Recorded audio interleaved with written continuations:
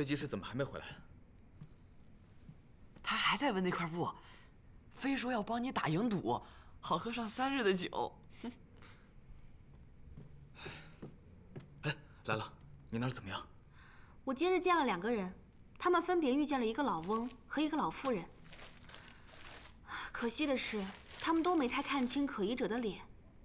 不过没关系，老旗长说还有2个人，明日会带给我见。你呢？为何不向本督察禀报案情的进展？一无所获。嗯？就这么简单？也太应付了事了吧！我本来有了线索，惠娘母亲说她犯了头病，去众生堂扎针，可众生堂的行医日志中并没有记载。不过，那个翟郎中和他的伙计都有点奇怪。行医日志就在前堂吗？带我去看看。跟我来。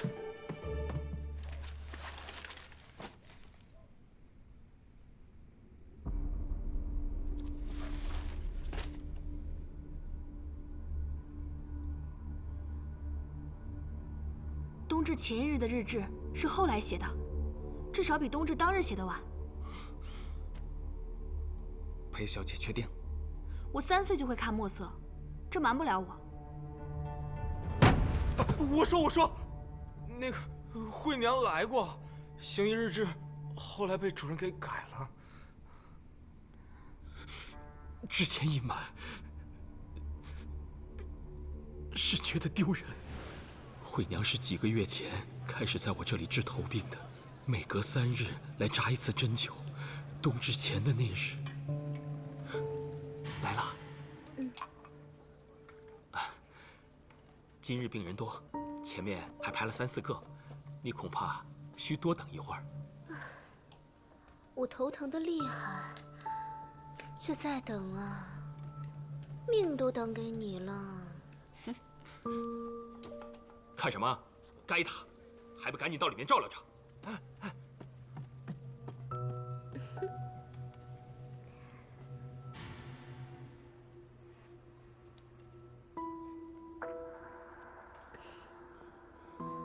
要不，还跟上次一样，后院药库，我把里面的针出了，再给后面的扎上，就过去。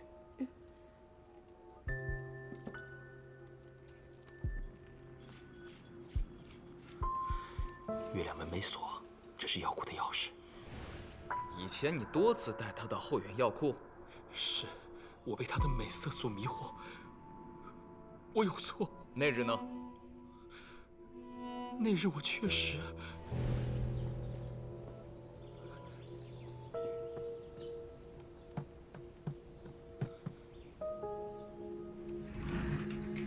惠娘，我来了。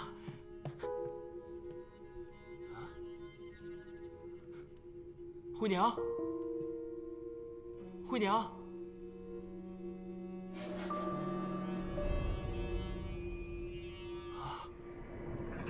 当时我琢磨，他一定是发现了大坟，吓跑了，还想着下回来的时候告诉他嘴严点儿，替我保守秘密。可很快就听说光照寺发现了尸包，有人说是惠娘被碎了尸。我怕遭嫌疑，又怕被别人知道我和他丢人，所以就把行医日志给改了。但那时藏在阁楼上的恶人梁三起早已被卢县尉发现死了。惠娘应该不是在众生堂出的事，也许是跑出去之后。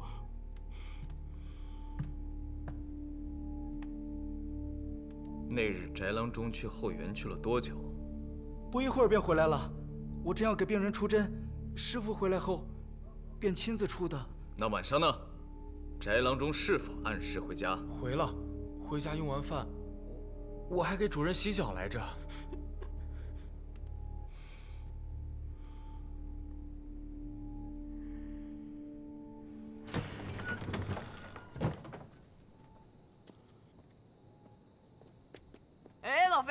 闻出来了没有啊？去！老费，好你个罗凌风，竟敢戏耍于我！那布上有8种药的味道，且都是猛药，谁敢把那8种药材混在一起泡酒喝？说，那到底是什么布？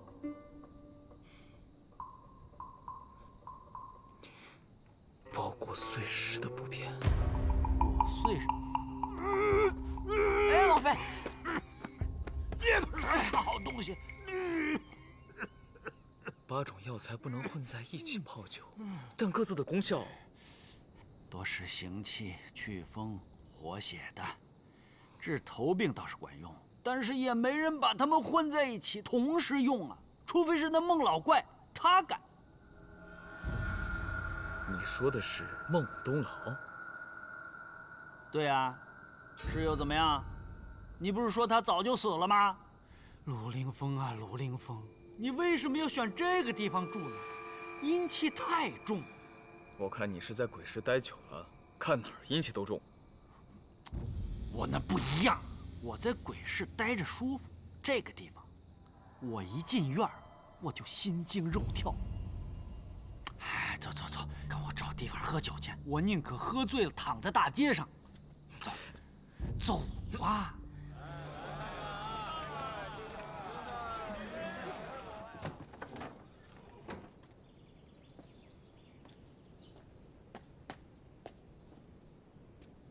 回身，上步，抬腿。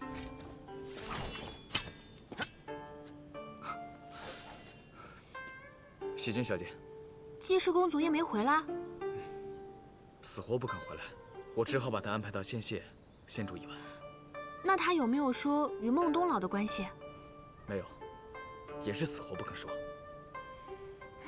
真没想到，姬氏公在南州的局县竟然还有老相识，只可惜人已经故去了。不然，我们可以打听打听他年轻的时候是什么样子。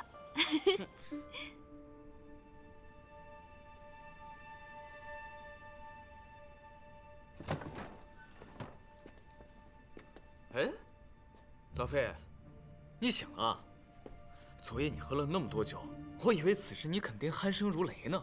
鲁凌风，你能不能告诉我孟东老的坟在哪里啊？我好去拜祭拜祭。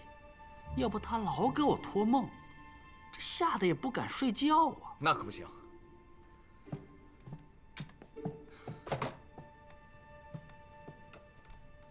你还没有告诉我，你和他是什么关系呢？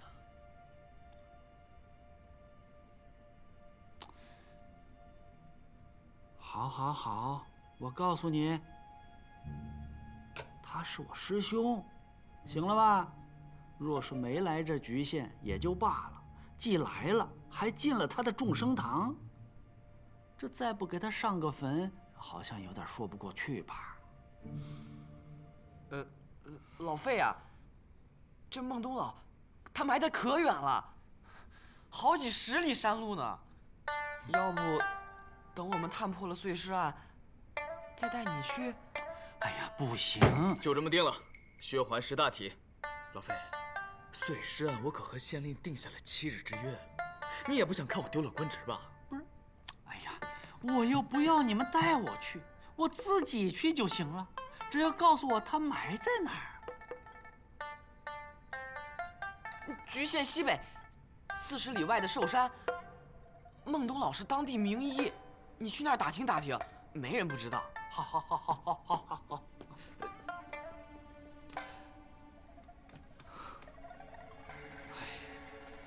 好你个薛环，编瞎话，张嘴就来啊！那我把他追回来，实情相告。不可，喜君小姐就住在众生堂，要是让她知道坟就建在阁楼中，她肯定会被吓着的。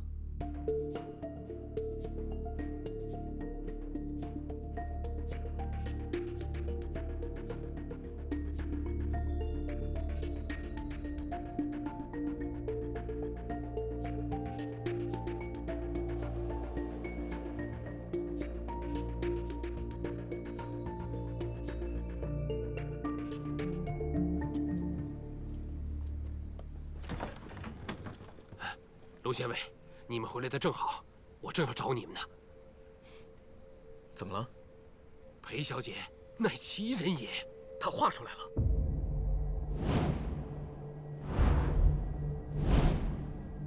难道凶犯竟有这么多帮凶？开始我也觉得是这样，可是我把这4张画放在一起，发现有很多共同之处。比如兽有楼锅。你怎么知道？师傅又找到几个曾见过可疑人的，他怀疑是同一个人，扮成了不同的样子，将4个尸包分别放在了4个寺院里面。我跟卢县尉想的一样，故将4人描绘的合在一起，选共同点，又画了一张。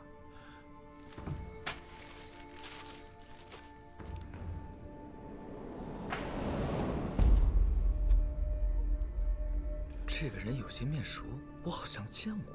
我也觉得似曾相识。哎呀，就是想不起来了。畜生！给我站住！连孟老怪的坟都不知道在哪儿，我替他教训你这个不孝的外甥！老费，老费，你打我干什么啊？打你！我打的就是你这个小混蛋！害我白跑了几10里山路，我腿都快走断了，我还得打你！别打了，老费，是我的意思。嗯，你的意思？请无聊啊，老费，太不像话了！我知道，你先消消气，喝口水。我喝酒。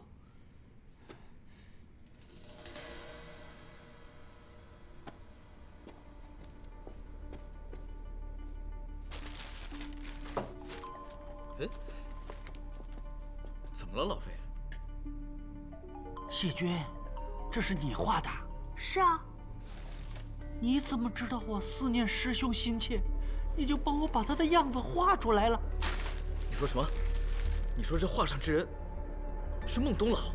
没错，虽然几10年不见，但是孟老怪要是活到今天，肯定就是长得这个样子。哦，我想起来了，刚才觉得面熟，原来就像孟老郎中啊。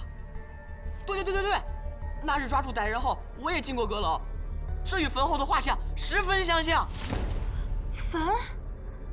孟老怪的坟在哪儿？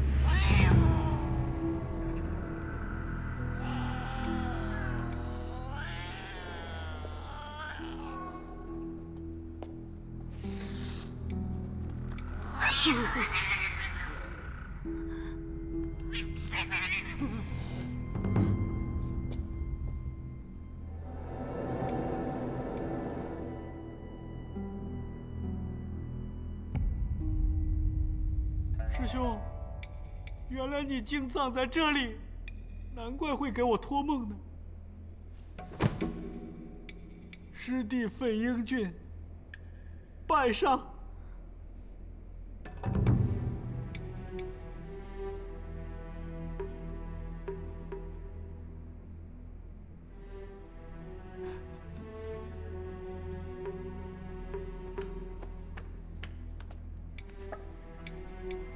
师傅，好你个孟东老，你个孟老怪，你个孟老怪，你个孟老怪！老费，他就是个混账，他竟然让师傅给他守灵。这是药王孙思邈的雕像。正是恩师。你是孙思邈的弟子？那还有假？师傅生前收了13个徒弟。我别号费13，可不是什么家族排行13，是我们师兄弟之间的排行。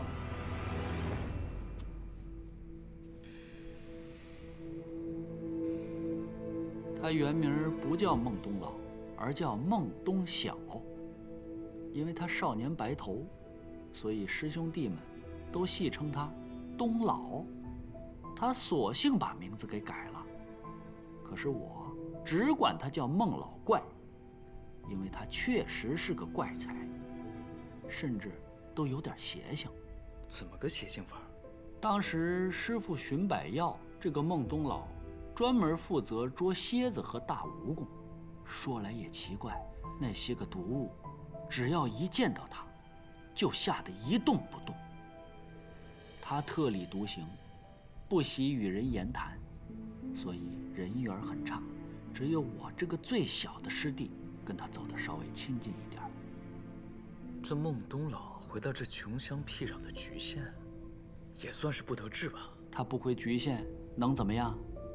他是被驱逐出师门的。这又是为何？他做的那些事儿，触怒了师父。什么事？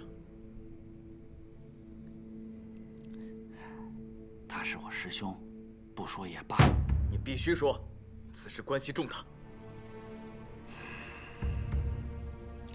为了了解人体经络，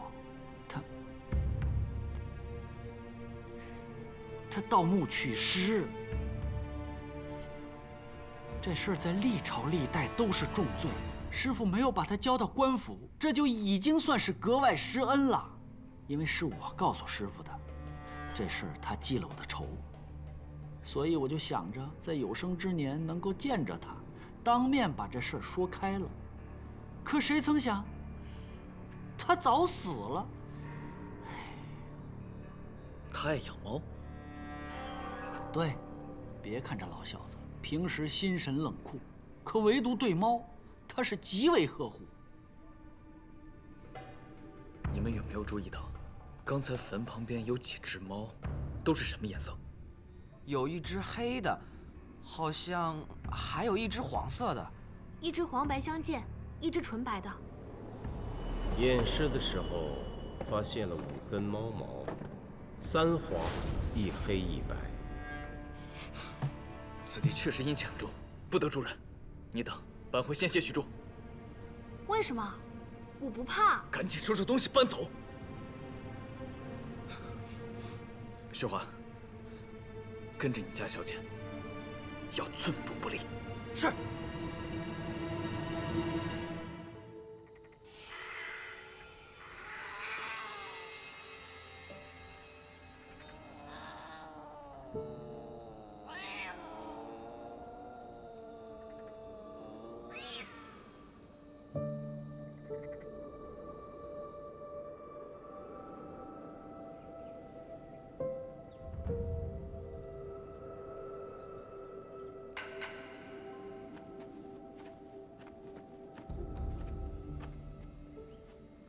师傅，小姐给您送饭来了。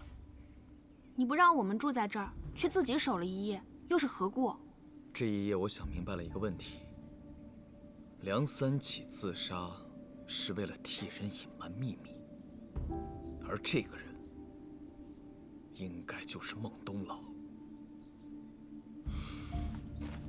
我决定开棺。什么？楼里建坟？怎么可能？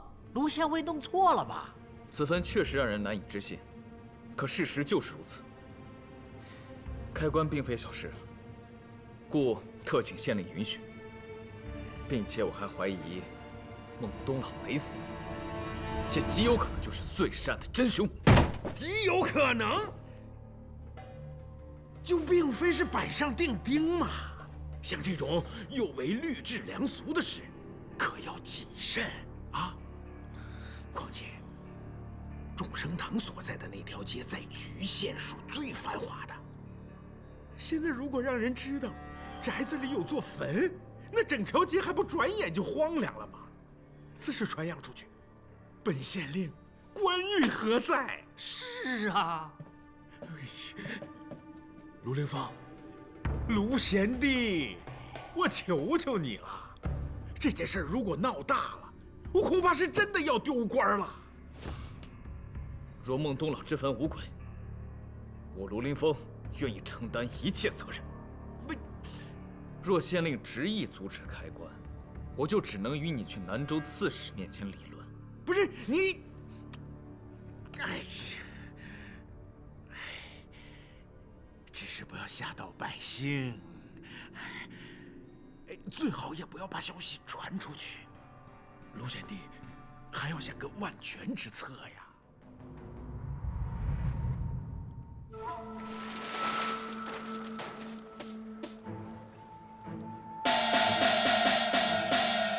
众生堂有猫妖作祟，官府捉妖，50焚烧，为防邪灵弥散，百姓暂避。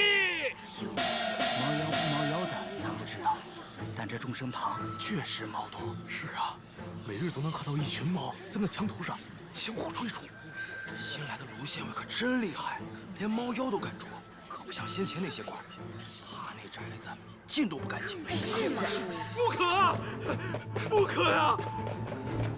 卢县尉，看在我舅舅给那么多人治过病的份上，就保全了这个坟吧。让开！县令已准开坟，若再阻拦，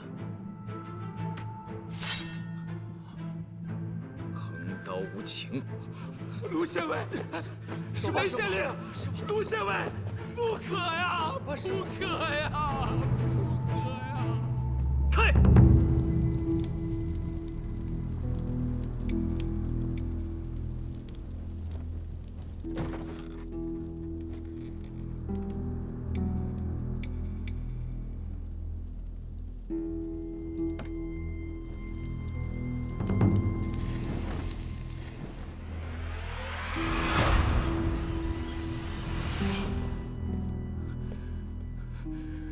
陆林峰，若我舅舅在里边，我必搞得你身败名裂。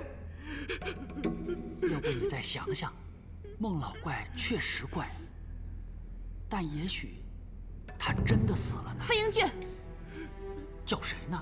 此时不可动摇军心。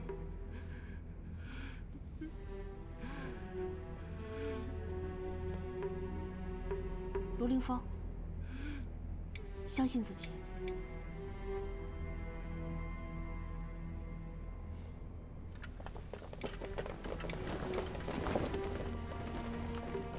卢县尉，猫妖已诛灭。你们刚才烧的是什么呀？啊，回县令，是拿稻草制作的巨型猫状物，烧起来烟火不小呢。哦，好，开棺！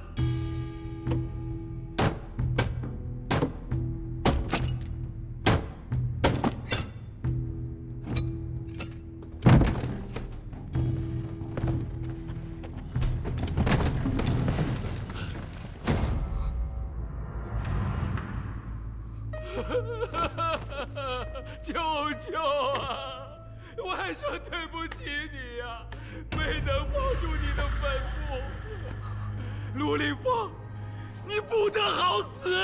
卢县尉，你不是说里面没人吗？师兄，洛阳一别，再见面，竟是阴阳两隔。舅舅，不对，这不是孟老怪。老飞，何出此言？这就是一具骨头架子而已。死人化作白骨，岂是这个样子？而且，这分明是一个身体修长的女子骨架。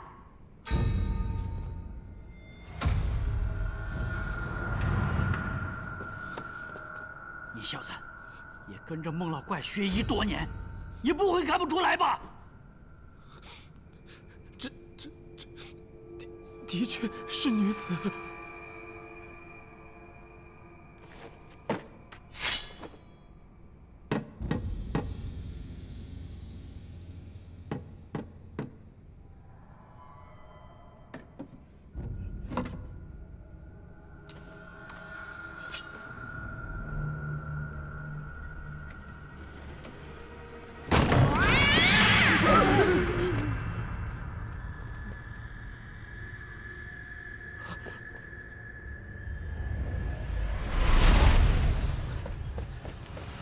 薛欢小哥，这栋废弃多年的房子里似有洞口，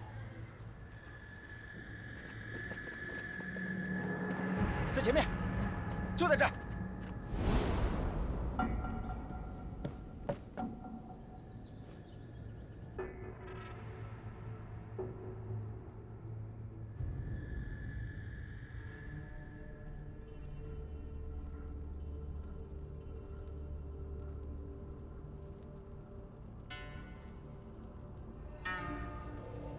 惠娘啊，我也定不会辜负你的。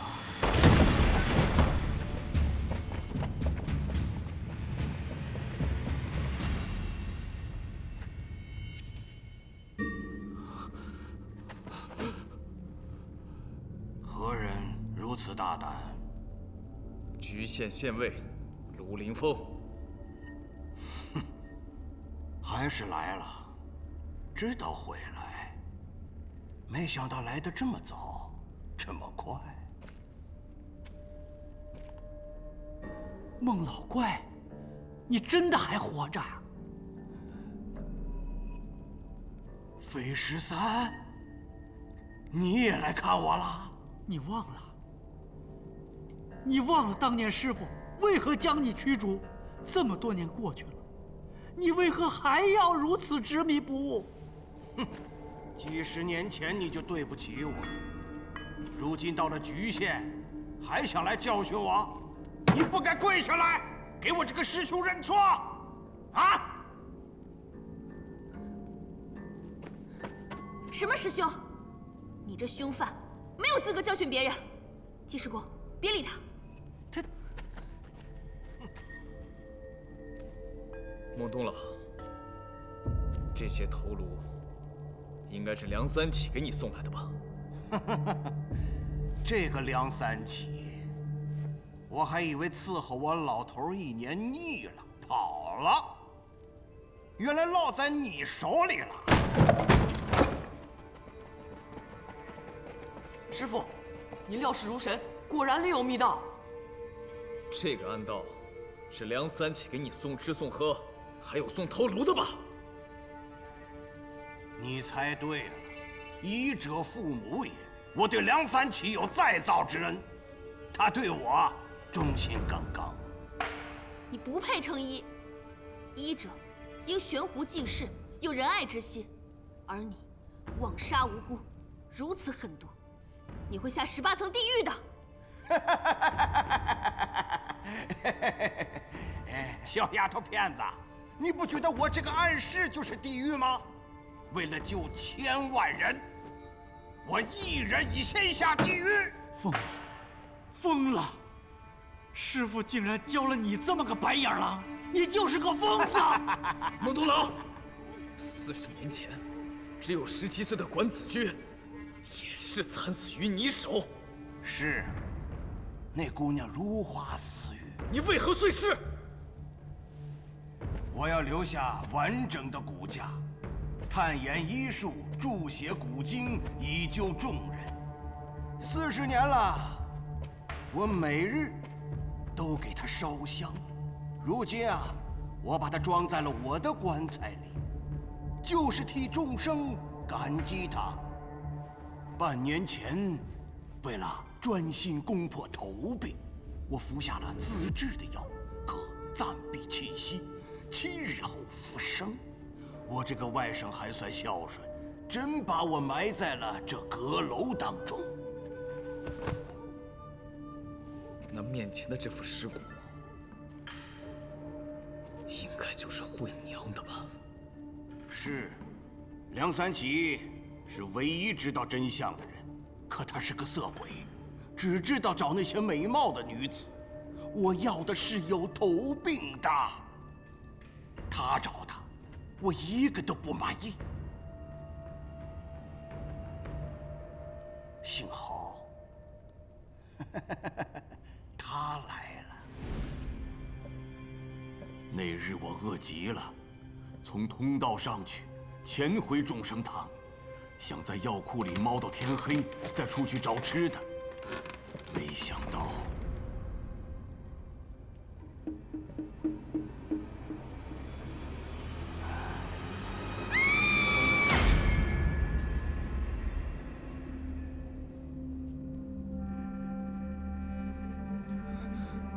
我想通过他，一定会找到治好头疾的方法。我会完成我的头痛书，让它千古流传。丢弃石宝与寺院，是为了寻求心理安慰。你们这2个当官的，我给你们个造福百姓的机会。不都是秋后问斩吗？你们就把这儿改成个牢狱，每天随便给我点吃的。明年秋天，我定可完成头痛书。到那时候，你们就给我孟东老建一座庙，牌匾写上“在世华佗”。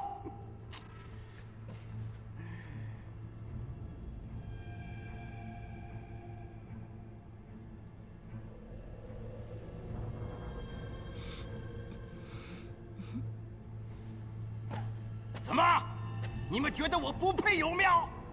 我告诉你们，1000年后，人们一定会津津乐道于我的著作。谁会在乎我曾经是个人命犯？你罪大恶极，恐怕等不到明年秋天了。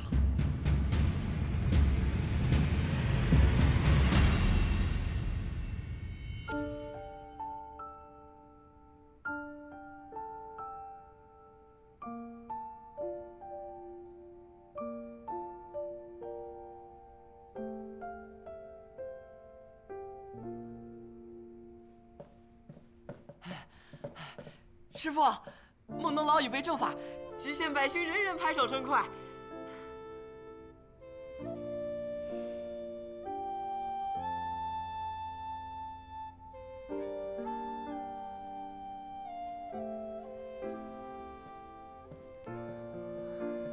翟良为孟东老收了尸。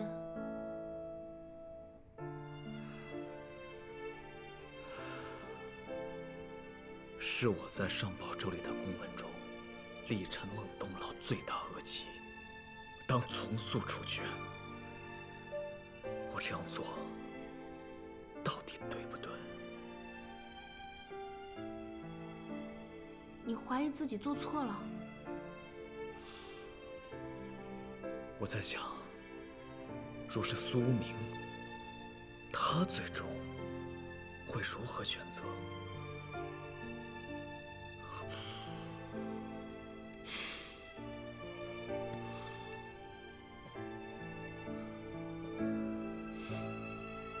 听说你要走，也该走了，都待了1个多月了。义兄一个人在南州，鸡师公跟薛环都不能回去，只有我回去了。老费如何不能？局县既无好酒，也没有像老少相携那样的佳肴。这1个月，鸡师公在忙什么？你不知道？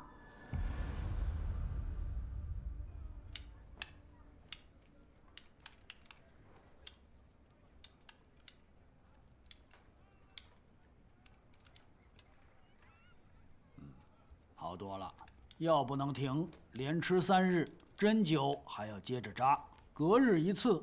你先到隔壁针室等着，我一会儿亲自给你扎针。多谢神医了，多谢神医。飞神医，飞神医，飞神医。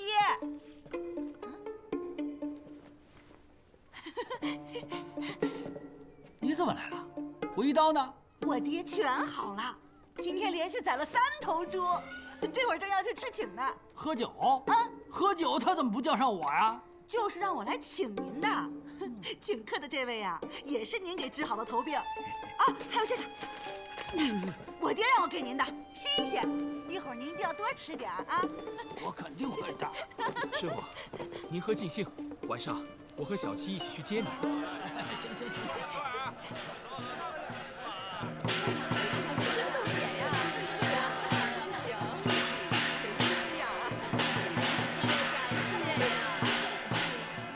多谢费医师。不敢当，不敢当。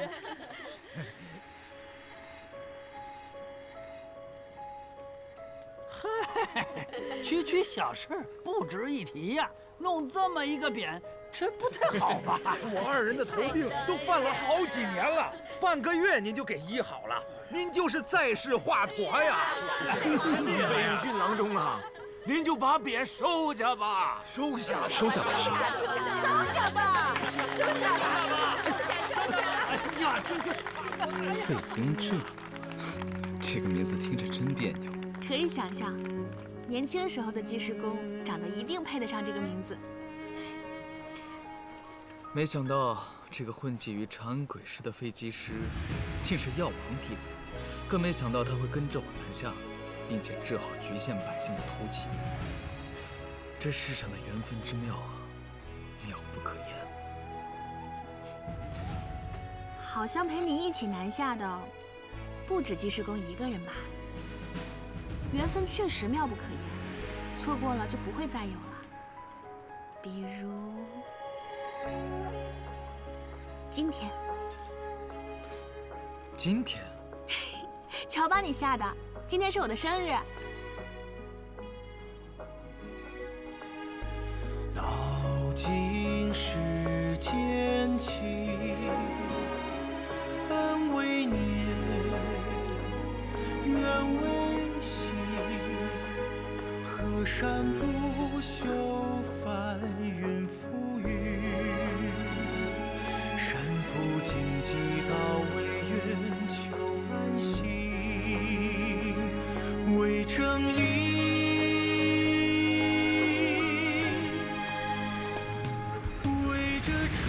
就要出局县了，你只能送我到这儿了。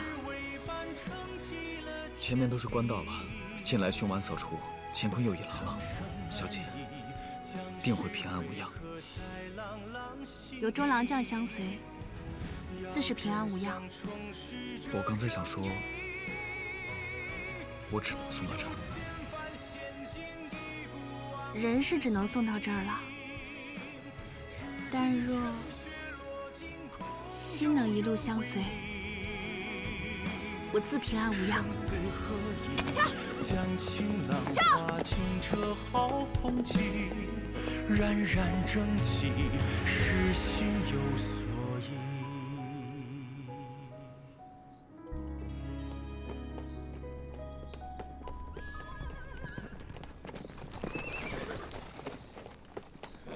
玉，卢县尉回来了。县令刚才找您来着，好像挺急。哦。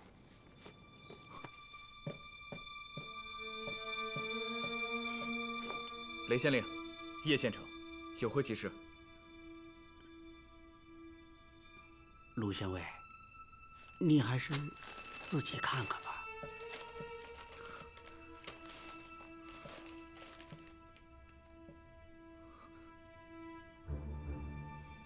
为何罢黜我官职？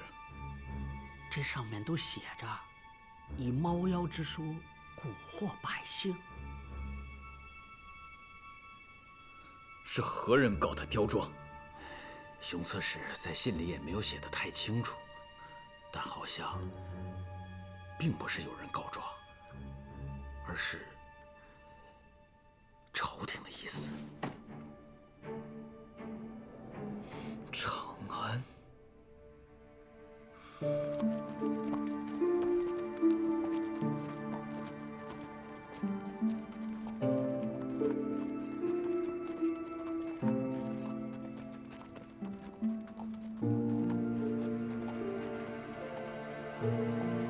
一路平安，卢县尉，一路平安，一路平安呐！卢县尉，一路平安，一路平安，卢县尉，一路平安，平安，保重卢县尉，一路平安，一路平安。卢县尉，一路平安。贤弟，在局县这2个月，雷某受益匪浅，由衷敬佩。今后雷某为官一日，必为民做事。卢兄，你正直无私，智勇双全。今日虽被罢官，但终有柳暗花明之时。卢县尉，就此别过。就此别过。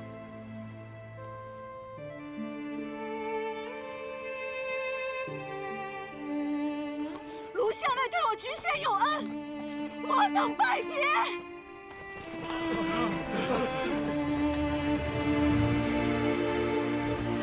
卢县尉，一路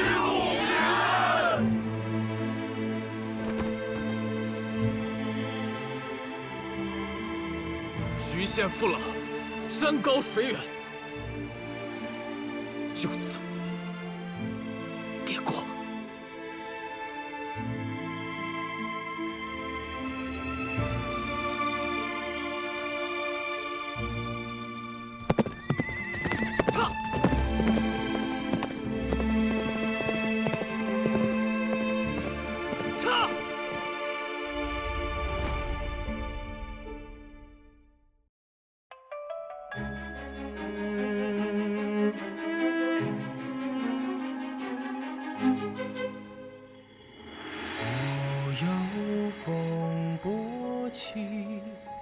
惊觉幻夜里，浮迷去，盛世繁华里，着新年生安逸，万计不休，跋涉夜行。心有火光燃东河，去风鸣，是正义。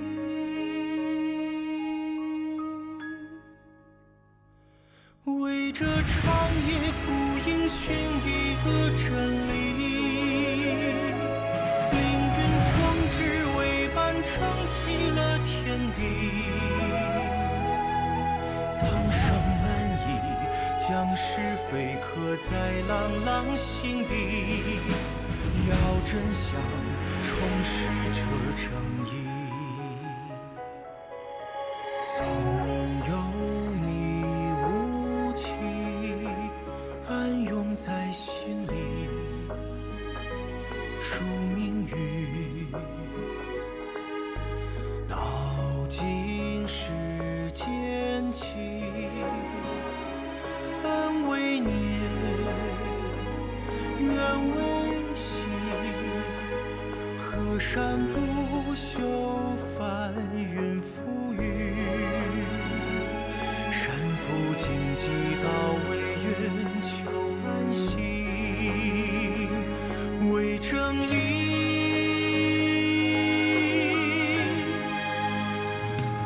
为这长夜孤影寻一个真理，凌云壮志为伴撑起了天地。苍生安逸，将是非刻在朗朗心底，要真相重拾这正义。纵有千帆险境，亦不枉此行。只惧尘血落尽，空有缘为命。生死何以将情浪化尽这好风景，冉冉正气，是